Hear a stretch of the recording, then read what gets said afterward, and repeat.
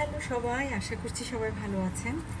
তো সবার ভালো থাকা কামনা করে, সবার সুস্থতা কামনা করে আমি আমার আজকের লাইফস্টাইলে আমার বাগানের রান্না রান্না কীভাবে সেটা আসলে বলবো না কীভাবে সবাই রান্না করতে পারে, বাট আমি জাস্ট দেখাবো যে আমি আমার বাগানের সবজি রান্না করছি, কীভাবে রান্না করছি সেটাই জাস্ট একটু শেয়ার করা আপনাদের সাথে।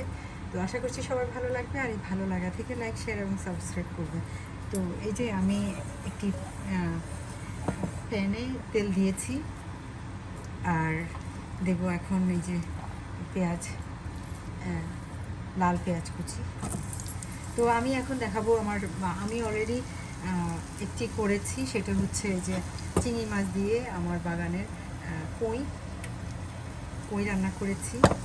তারপরে আরেকটি প্যানে হচ্ছে বরবটি দিয়ে চিংড়ি মাছ দিয়ে, আজকে চিংড়ি মাছ দিয়ে আমি রান্না করছি সব। আসলে চিংড়ি মাছ তো খুব একটা খাই না আমরাও, কারণ এটা আসলে খুবই ভালো, বাট স্বাভাবিক এটা খুব এক্সপেন্সিভও। তো আমি কি করেছি মাথা ছাড়া কিনি, মাথা ছাড়াটা একটু দামি, বাট তারপরে আবার এটা ক্লিনের ব্যাপার আছে, ভিতরে একটা কালো রক থাকে, আমি লেস থেকে কেটে তারপরে রকটা বের করি, আর মাথা ছাড়াটা কিনি। তো আমার আর ওইটাই খারাপ, মাথাতে যে জিনিসটা থাকে ওইটাই, কিন্তু ওটা স্বাদ কিন্তু আসলে ভালো না শরীরের জন্য। তো এই তো তারপরে এই যে আমি সবসময় আমি স্ট্রেনারে ছেঁচে নিয়েছি, একদম ফ্রেশ, আমি কোনো ব্লেন্ডার করে ফ্রিজে রাখি না, একদম এই যে আদা রসুন। তারপরে আমার বাগানেরই বলতে গেলে সব জিনিসই আমার বাগানেরই, চুলাটা আর একটু বাড়িয়ে দিই। তো এই যে আমার বাগানেরই কাঁচামরিচ, তারপরে টমেটো, তারপরে এই যে বিলিতি ধনেপাতা মাত্র কেটে নিয়ে আসলাম, এই যে চিংড়ি মাছ, তারপরে এই যে আমার শসা,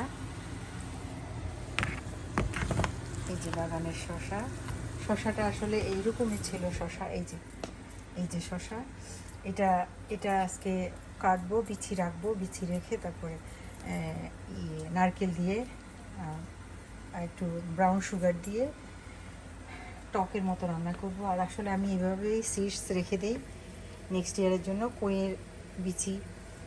তারপরে আমি তো পিপিলিকা সবসময় বলি আমি সঞ্চয় করে রাখি খাবার, সেটাই। তো পিপিলিকা 6 মাস খায়, 6 মাস শীতের জন্য খাবার সংগ্রহ করে রাখে, গরমে বের হয়ে। তো আমিও তাই আসলে অনেকটা। তারপরে এইখানটায় আমার এই যে এটা তো দেখালাম, এই যে কই দিয়ে চিংড়ি মাছ দিয়ে, আজকে চিংড়ি মাছ, অনেক দিন পরে চিংড়ি মাছ। তারপরে এটা বরবটি বাগানের এটা হচ্ছে, আর এখন এই যে শসা বসাবো, সব কিছুই আমার বাগানের। তো এই যে আরও আমি এখনই মাত্র কেটে নিয়ে আসলাম এগুলি, এই যে বাগানের সব হচ্ছে একেবারে শেষ বেলাতে, মন্দের ভালো যেটাকে বলে, শেষ বেলাতে হচ্ছে। তো আলহামদুলিল্লাহ এই শেষ বেলার হওয়াতেই অনেক বরকত কিন্তু আমি উপলব্ধি করতে পারছি, কারণ বেশ ভালোই হচ্ছে এখন। আর এবার অতিবৃষ্টির কারণে খুব একটা ভালো হয়নি শুরুতে, গাছ আসলে অতিবৃষ্টিতে গাছ পচে যায়, তাই হয়েছে। তো এটা আমার এটাও হয়ে গেছে, ধনে পাতা দিয়ে দিলাম, বিলিতি ধনে পাতা এই মাত্র টপ থেকে ছিঁড়ে নিয়ে আসছি। এর চাইতে আর কি আনন্দে থাকতে পারে, আর সবচাইতে কি যারা বলে শুকুর, এত ঠান্ডার দেশে থেকে, এত দূরের দেশে থেকে নিজের দেশের খাবার স্বাদ একেবারেই সেই রকম। এই জিনিসগুলি তো আমরা এখানে পাই না।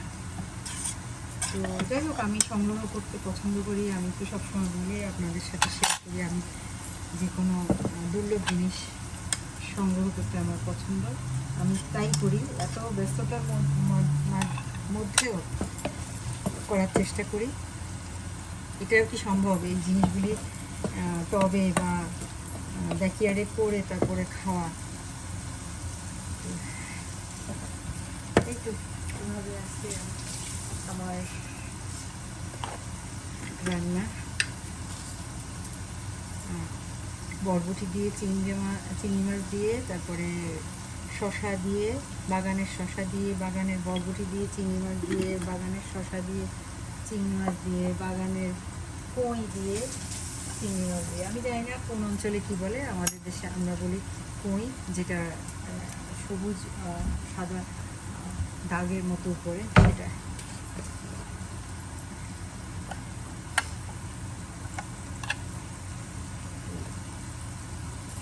আমি এই হচ্ছে আমার তরকারিতে দেওয়া। আর শসাতে বেশি মশলা যায় না। আমি হলুদ দিয়েছি, হলুদের গুঁড়া, জিরার গুঁড়া, আর দিয়েছি একটু আদা রসুন আমি নিজে স্ট্রেন করে রাখি, আর লাল পেঁয়াজ, একটু তেলটা আমি বেশি দিই না। আর এই যে আয়োডাইজড লবণ দেব পরিমাণ মতো, আসলে লবণটা স্বাদ মতো। আমরা খুবই কম লবণ খাই তরকারিতে, যে রান্না লবণটা সেটুকুই, আর কোনো কাঁচা লবণ খাই না। আসলে কাঁচা লবণ, কাঁচা চিনি তো বিশেষ সমতুল্য। এটা সিডিসির ভাষ্য মতে, সিডিসি পরীক্ষিত কাঁচা লবণ এবং কাঁচা চিনি একদম বিশেষ সমতুল্য।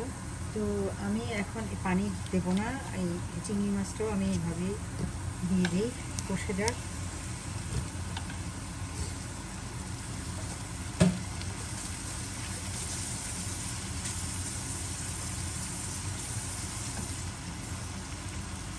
চেষ্টা করি, আসলে আমি যে খুব ভালো রাঁধুনি তা না। আমি সবসময় একটা কথাই আমি বলি এবং আমি নিজেই বিশ্বাস করি, খাওয়ার জন্য বেঁচে থাকা না, বেঁচে থাকার জন্য খাওয়া। তো এটাই আর কি, রসনা বিলাস না অতিরিক্ত। আমার সুস্থ থাকতে হলে, বেঁচে থাকতে হলে যতটুকু প্রয়োজন অতটুকুনি, আসলে ওইটুকুন রসনা বিলাসই আসলে যথেষ্ট। বেশি খেয়ে কিন্তু কেউ সুস্থ থাকে না। কম খেয়ে মানুষ সুস্থ থাকে, বেশি খেয়ে মানুষ অসুস্থ হয়ে যায়। কিন্তু খাবার খেতে কার না ভালো লাগে। আমি কাঁচামরিচ দিয়ে দিলাম, আসলে আমি আমার মতো করে দিলাম। আমি ওই যে একেবারে এইটার পরে এইটা, এইটার পরে এটা, জাস্ট আমি ঘরোয়াভাবে ঘরের খাবার, ঘরে আমি তো আসলে এটা ওই অনুযায়ী আমি জাস্ট রান্না করছি। এই তো আমার টপ থেকে এই যে দুলিতে ধনে পাতা ছিঁড়ে নিয়ে আসলাম, কি ফ্রেশ, এত সুন্দর গ্রাম। তারপরে এই যে টমেটো একদম ফ্রেশ। প্রতিদিন বিকেলবেলা, এখন আসলে দিন ছোটো হয়ে আসছে, দিন বড় হওয়ার আরও ভালো সুবিধা হচ্ছে, কাজের পরও বিকালে বাহিরে আলো থাকে, তখন বাগান থেকে সবজি তোলা যায়। আর অন্ধকার হয়ে আসতেছে, যেহেতু অলমোস্ট ঠান্ডা চলে আসছে। আর কয়দিন পরে হয়তো বা প্রতিদিনেই দেখি ওয়েদার কবে স্নো, কবে টেম্পারেচার একেবারে 30-এর নিচে চলে যাবে, তখন তার কিছুই থাকবে না। ওই অপেক্ষায় আছি। তারপরেও যে প্রকৃতি আসলে ফিরায় না, এত সুন্দর সবজি চিন্তা করা যায় 4 মাসে বিচি থেকে গাছ উঠে, গাছ থেকে ফুল ফল সবই পাচ্ছি। এটা একটা কত বড় নিয়ম। তো আমরা তো খেতে পাচ্ছি, তাই না? আর আমাদের দেশে তো ওয়েদার ভালো, নাতিশীতোষ্ণ বাংলাদেশ, সব ধরনের সব ওয়েদারে সব কিছু হয়। বাট আমরা যেখানে থাকি এখানে সেটা না, এটা সম্পূর্ণ বিপরীত। আমরা